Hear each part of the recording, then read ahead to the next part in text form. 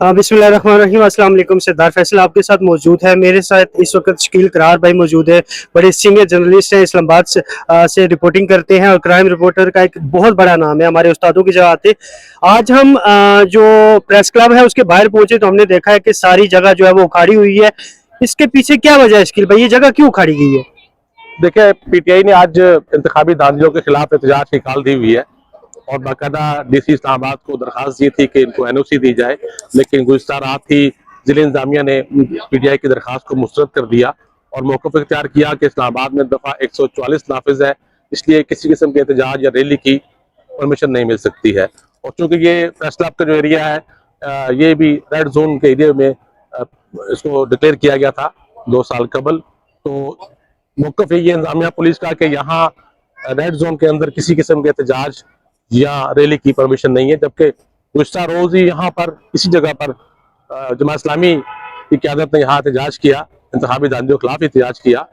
तो अगर उनके पास एनओसी थी तो उनको मिल गई, अगर नहीं थी तो फिर कैसे वो एहतजाज हो गया। आज पीटीआई के एहतजाज को रोकने के लिए आप देख रहे हैं कि यहाँ ये ग्रीन एरिया को जगह जगह से उखाड़ दिया गया। गुज़िश्ता रात 11:30 बजे मैं यहाँ मौजूद था कि मशीनरी आई और इतने बड़े बड़े गले खोद दिए गए, खारदार ताले लगा दी गई हैं और पुलिस की नफरी यहाँ भी तैनात है और F9 पार्क के बाहर भी है, क्योंकि रैली का जो ऐलान हुआ है पीटीआई का वो F9 पार्क से यहाँ प्रेस क्लब के बाहर तक कॉल दी गई थी।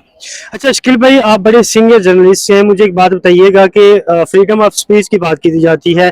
जो भी पार्टी है या वो सहाफ़ी है वो अपनी बात कर सकता है, ऐवान बाला तक पहुंचा सकता है, लेकिन अगर इस तरह के मामलात शुरू हो गए हैं कि एक इतनी बड़ी पार्टी है जो आप कह सकते हैं कि दूसरे नंबर पे है इस टाइम जो इलेक्शन हुए वफाक के अंदर, सॉरी पंजाब के अंदर, वफाक के अंदर उनके जो कैंडिडेट है वो पहले नंबर पे है, तो सर इस तरह अगर उनको रोका जाए, उनको इस तरह प्रोटेस्ट से रोका जाए तो फिर कैसे निजाम चलेगा, आपकी सियासत कैसे परवान चढ़ेगी?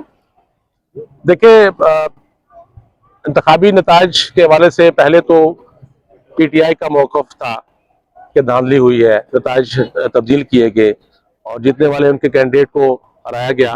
तो अब ये मौक़िफ़ आहिस्ता आहिस्ता दीगर सियासी जमातों की तरफ से सामने आ रहा है। मौलाना फजल रहमान ने इस पर खुल के बात की। गुज़िश्ता रोज जीडीए ने सिंध में जो एक बड़ा जलसा किया वो भी तमाम दुनिया ने देखा और जमात इस्लामी भी इसके खिलाफ सरापा एहतजाज है।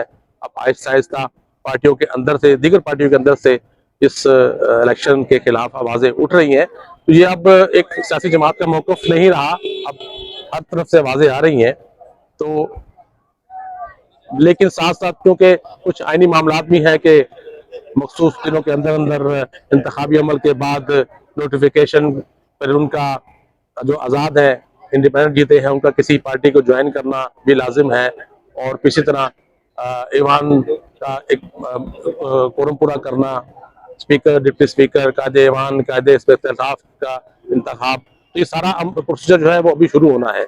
उससे पहले कोशिश यही की जा रही है कि इन हालात में हुकूमत साजी मुकम्मल हो जाए, लेकिन आप देख रहे हैं कि पूरे मुल्क से आम लोग और मुख्तलिफ सियासी जमातें इसके खिलाफ आवाज़ तो उठा रही हैं। जी भाई, शकील भाई बिल्कुल यही बात है। और बल्कि कल जो मीटिंग हुई है नून लीग की तरफ से, उनकी तरफ से जो उनके बड़े अहम आदमी हैं उन्होंने ये भी कहा है कि जी हमें गवर्नमेंट नहीं रहनी चाहिए बल्कि अपोजिशन में बैठ जाना चाहिए।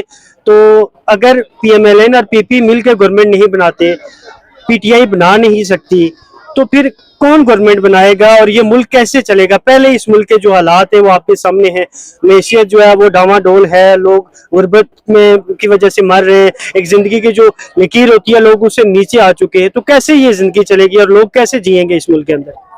देखिए, हालात इससे भी खराब माजी में रहे हैं, लेकिन हमें मायूस नहीं होना चाहिए, मायूसी गुनाह है। हमेशा अच्छे की उम्मीद करनी चाहिए। पाकिस्तान इंशाल्लाह कायम रहेगा, सियासी हालात कुछ भी हो, पाकिस्तान भी रहेगा और पाकिस्तानी अवाम भी रहेगी। लेकिन सियासी अमल को किसी ना किसी तरह आगे तो बढ़ाना है, चाहे उसमें कोई खला रह जाए, कुछ निकात उसमें खराब भी हो जाए, लेकिन सियासी अमल को आगे तो बढ़ाना है। हुकूमत साजी तो होनी है, चाहे कोई भी पार्टी आगे बढ़ती है। नून लीग पीपल्स पार्टी अगर आगे बढ़ती है तो यकीनन चीज़ें कुछ और मजीद खुल के सामने आएंगी। कुछ सियासतदान आप आहिस्ता आहिस्ता बोल रहे हैं कि माजी में क्या होता रहा है और अब क्या हो रहा है और आइंदा क्या तवक्को की जा रही है। तो हम तो आज भी पूरी उम्मीद है अल्लाह की ज़ात से कि ये पाकिस्तान भी इंशाअल्लाह कायम व दायम रहेगा।